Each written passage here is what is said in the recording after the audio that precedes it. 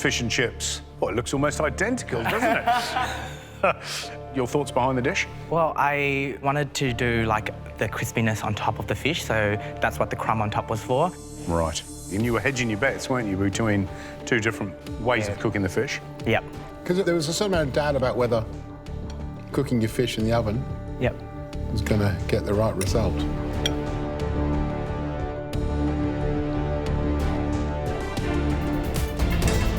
So it's time for me to sear my beef. I fill it until it's nice and coated on the outside. Then I get it into the oven. I want to have it medium rare. So I have to be really careful not to overcook my steak. 15 more minutes! Come on, guys, fire up!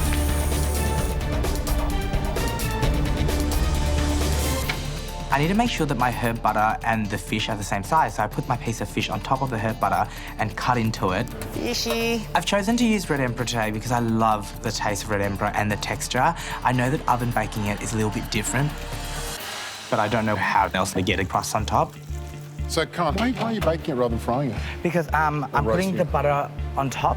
Yep. Yeah, so if I fry it, then I won't get that crispy top. OK, good.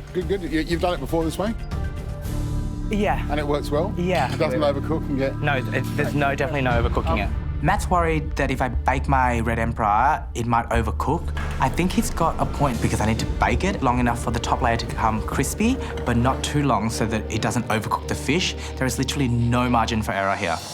I'm doing a backup just in case. So I'm just gonna fry some as a backup. I've got 2 fillets going right now because the baked fish is a little bit of a risk. I'm a bit worried that it might send me into the elimination. Got a lot of my elements on the go. I've got my corn puree and also mixing some of my char-grilled corn. Got my steak ready to go. I need to check on my beef. I'm just hoping that it's pink in the center and it's medium rare. I'm really worried that this is overcooked. I know the judges absolutely hate overcooked steak, so I'm just going to... I cut it up. Oh no, not good. I'm just freaking out. No, it's over medium rare. It's pretty much well done. I think it's over. I don't know. I'm worried. Stop touching it. Maybe I Just should let it have... rest, mate. Maybe this one. Stop touching it. Come on, Jess, bit of confidence. You can do this. Freaking me out. I hate this beef so much. And I wish it didn't exist. Okay. I'm all over the place. Are you okay? Are you freaking out too? It's all about this fish. I'm just waiting for this fish. It's in the oven. My crunchy top layer is going to replicate the crunchiness that you get out of fish and chips. If I can't get that to be crispy, it won't be like fish and chips. The breadcrumbs don't seem to be browning. Oh, God. Well, that's cooked really nicely, though, but the top's not crispy. Oh, my God. So I need to make a decision. I've got my second piece of fish as a backup on the pan, but I'm ultimately hoping that my baked fish still works. So I'm turning my oven off and back on to grill, hoping that I don't overcook it and it'll crisp up. A crunch element for fish and chips is very important. So I'm julienning the potatoes into thin strips and deep frying them. Even though I have a fondant potato, I felt that you should have a crunchy potato to go with it. I have all my elements ready. Cherry tomatoes is to add additional freshness to the dish. Flavors. I roll my beef in kale dust and it's ready to be plated up. So stressed out. Got my corn, my peas. I've topped it off with some crispy kale. Final touches! 1 minute to go! Come on. 1 minute, guys, come on! Half minute. Oh, Sammy, yes. Yes! Ultimately, turning my oven onto the grill setting has paid off. There's definitely a layer of crunch there. I'm so happy. I'm actually going to try this.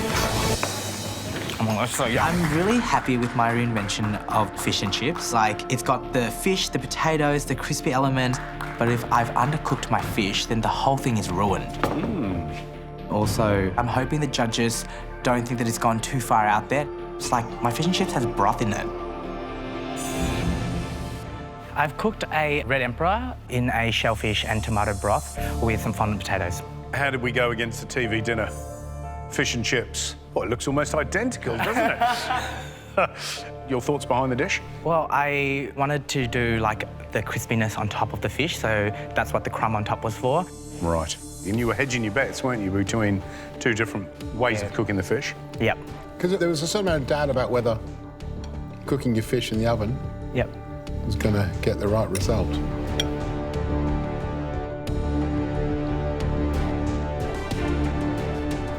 Yeah, look at that.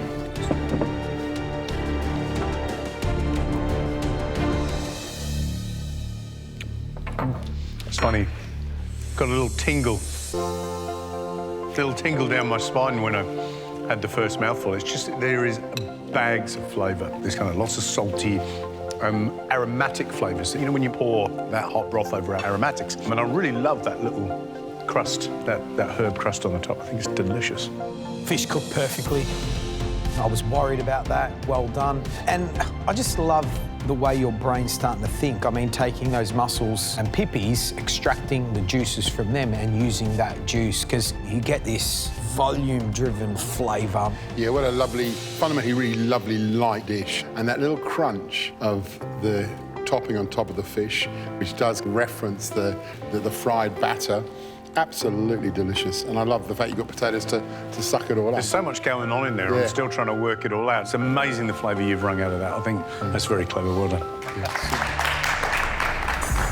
Made a pistachio crust snapper with fondant potatoes, crispy potatoes, and I also have a dill and caper sauce, which replicates something like a tartar sauce. You talked about TV dinners. When was that? Back in Singapore in the... Yeah, police force. And what was that? We will get sometimes fish and chips, sometimes we will get some rice with curry, so it can be anything. Were there any good ones? The vegetable curry was not bad. I can still remember. But not fish and chips. Not fish and chips.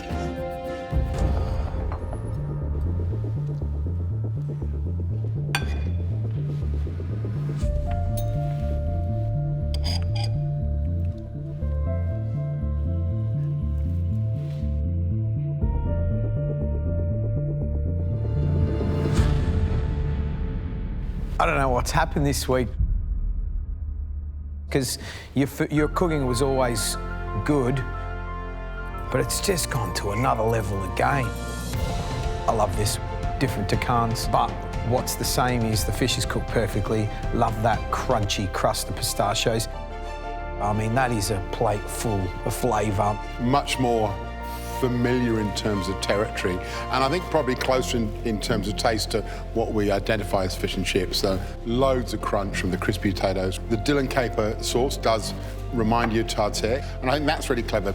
I agree with Matt. I think what you've done cleverly is brought us a version of very easily identifiable fish and chips. All right, let's get these beef dinners underway. Jess, you're first.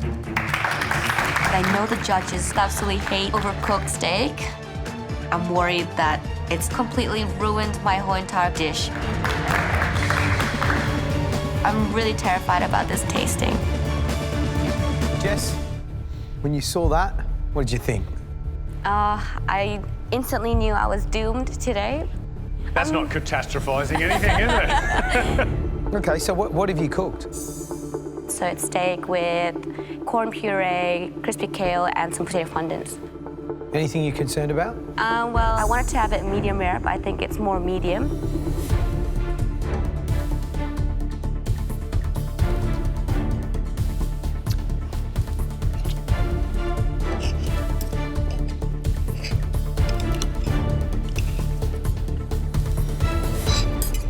The combination of the sweetness of the corn with the bitterness of the kale dust is wonderful.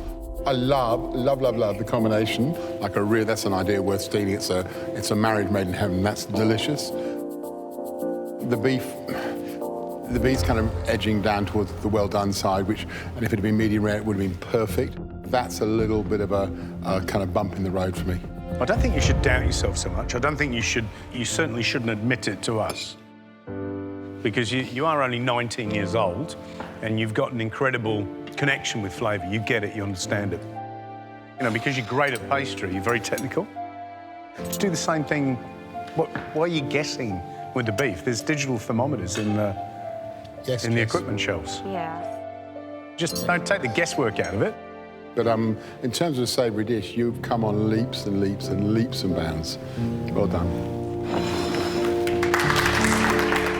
I'm very disappointed that I didn't believe in myself today. And I know there's a lot of exciting flavors in my dish. I'm just hoping those flavors are enough to make up for that one mistake.